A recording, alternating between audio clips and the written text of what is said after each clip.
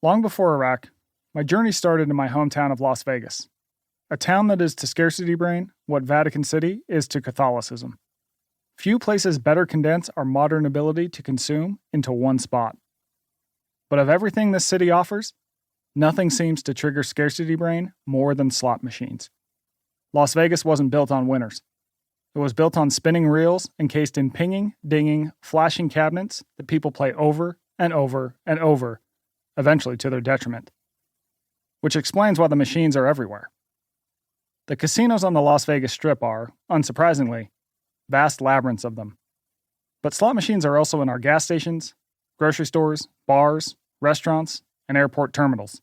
And people play these slot machines at all hours of the day for hours at a time.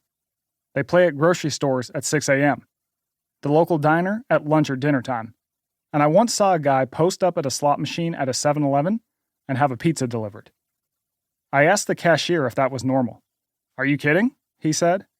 "We have regulars." But Las Vegas isn't the only place filled with people who are regularly irregular.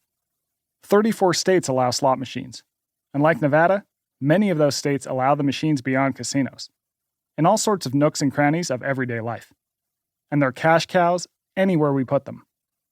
The machines make more than $30 billion each year in the United States alone, or about $100 per American per year.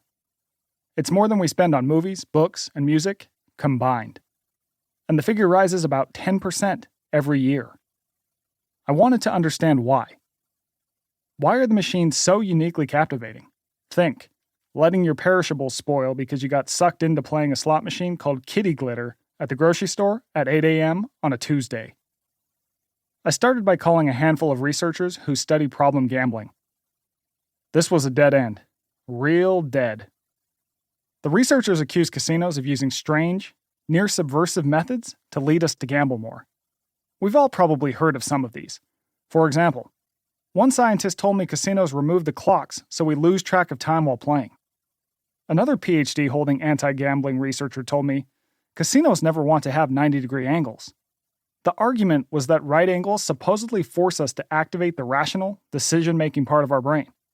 Right angles throw you up against yourself as a decision-making person, which could slow down your rate of gambling on the machine, that researcher said. Yet another explained that casino slot machine music plays only in the pleasing key of C, which is said to relax us, and in turn, relax our wallets. All of those claims had even been reported widely in media outlets like The Atlantic and the New York Times. But nothing added up. A bit of common sense and a few visits to casinos proved that these assertions were either myths or standard business practices. For example, no, casinos don't display clocks on every wall. But neither does, say, your local Costco or Macy's or Home Depot. Most businesses don't hang clocks everywhere, I assume, because human beings wear wristwatches and own cell phones.